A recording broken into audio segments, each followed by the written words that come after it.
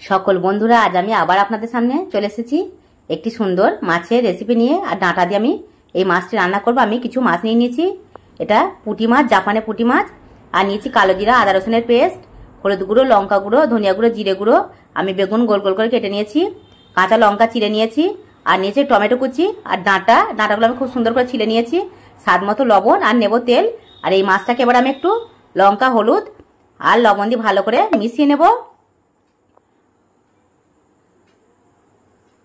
আর এই মাছটাকে আমি খুব সুন্দর করে ভেজে নেব। তার জন্য আমি গ্যাস ওভেনে একটা প্যান বসিয়ে দিয়েছি, আর গ্যাস ওভেনটাকে আমি চালু করেছি, দেখতে পেলেন।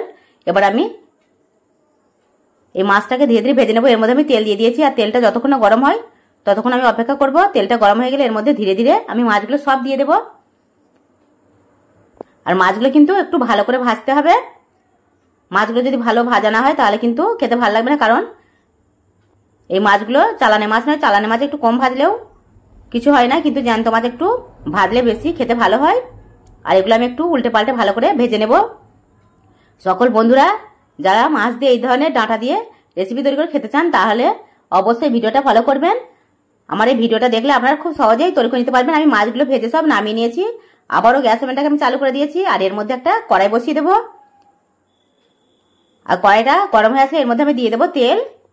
এবার মাছটা আমি পুরোপুরিভাবে রান্না করে নেব।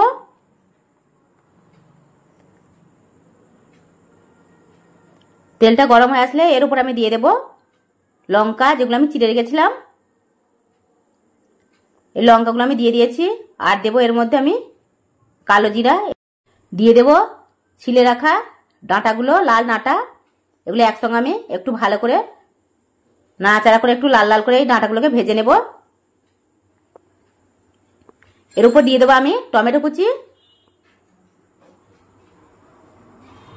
আর সবগুলো আমি খুব সুন্দর করে এইভাবে নাড়বো, আর ভালো করে একটু ভেজে নেব। এগুলো একটু নরম করে নেব, কারণ ডাঁটা কাঁচা থাকলে ভালো লাগে না, একটু ভাজা হলে বেশি সুন্দর খেতে হয়। এর মধ্যে দিয়ে দেবো এবার মশলাগুলো, যে গুঁড়ো মশলা রেখেছিলাম সেই গুঁড়ো মশলাগুলো আমি সব এর মধ্যে দিয়ে দিয়েছি। আবারও আমি ডাঁটা, টমেটো, আদা রসুনের পেস্ট, গুঁড়ো লঙ্কা সব আমি একসঙ্গে দিয়ে এটাকে খুব সুন্দর করে নাড়াচাড়া করে নেবো। এর মধ্যে দিয়ে দিয়েছি পরিমাণ মতো লবণ। আমি 1 চামচ লবণ দিয়েছি, কারণ আমার মাছটা খুব অল্প। আপনারা যদি বেশি পরিমাণে মাছ রান্না করতে চান তাহলে একটু লবণটা বেশি দেবেন। আমি 1 চামচ হলুদ গুঁড়ো, 1 চামচ ধনিয়া গুঁড়ো, 1 চামচ জিরে গুঁড়ো, আর 1 চামচ লঙ্কা গুঁড়ো দিয়েছি।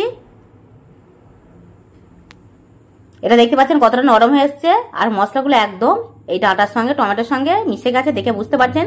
এইভাবে খুব সহজে রান্না করে নেবেন। আর ডাঁটার সঙ্গে এই জ্যান্ত মাছ দেখবেন দারুণ খেতে লাগে, খুব ভালো হয়। আমরা সবসময় আলু না দিয়েও ডাঁটা দিয়ে এইভাবে মাছের রেসিপি তৈরি করতে পারি। একবার এইভাবে তৈরি করবেন, দেখবেন খুব ভালো লাগবে আপনাদের খেতে, দুর্দান্ত লাগবে, মুখে একদম লেগে থাকবে। আর এটাকে নাড়াচাড়া করবার এবার আমি এর মধ্যে দিয়ে দেবো জল। আমি প্রায় 1 গ্লাস মতো জল দিয়েছি, কারণ ডাঁটাটা সিদ্ধ হতে খুব দেরি হয় না, ডাঁটাটা খুব নরম। আর এর মধ্যে আমি 1 গ্লাস মতো জল দিয়ে দিয়েছি।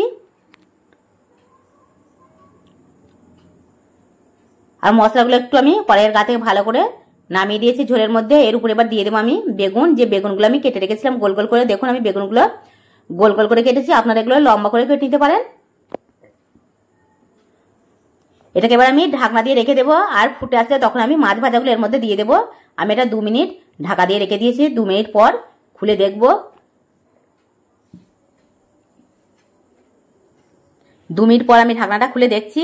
এই দেখুন এটা খুব সুন্দর ফুটছে, দেখতে পাচ্ছেন কত সুন্দর ফুটছে। এর উপর এবার আমি মাছগুলো দিয়ে দেবো। যতক্ষণ এই মশলাটা ফুটবে ততক্ষণ পর্যন্ত এই মাছগুলো দেবেন না। আমিও এগুলো ফোটার পর তারপরে মাছগুলো সব দিয়ে দিয়েছি। আবারও ঢাকনা দিয়ে রেখে দেবো 15 মিনিট।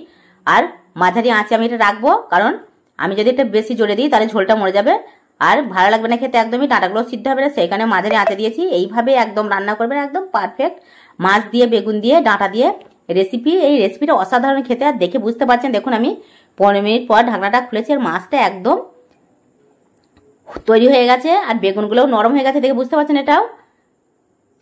এটাকে আমি নামিয়ে এবার গরম গরম ভাতের সঙ্গে সার্ভ করবো। আর খেতে অসাধারণ তো হয়েছে, সেটা আপনারাও তৈরি করার পর বুঝতে পারবেন। আর ভালো লাগলে ভিডিওটা অবশ্যই লাইক করবেন, বেশি বেশি করে শেয়ার করবেন। এখনো পর্যন্ত যে সকল বন্ধুরা শুধু ভিডিও দেখে যাচ্ছেন, সাবস্ক্রাইব করেনি, সেই সকল বন্ধুদের বলবো আর দেরি করবেন না। এই ধরনের নতুন নতুন ভিডিও পেতে আর তৈরি করে খাওয়ার জন্য অবশ্যই চ্যানেলটাকে সাবস্ক্রাইব করে রাখবেন। আর প্রতিটা ভিডিও আপনারা সামনে পেয়ে যাবেন আর দেখতে পারবেন। এইভাবে তৈরি করুন আর খেয়ে দেখুন, অসাধারণ লাগবে।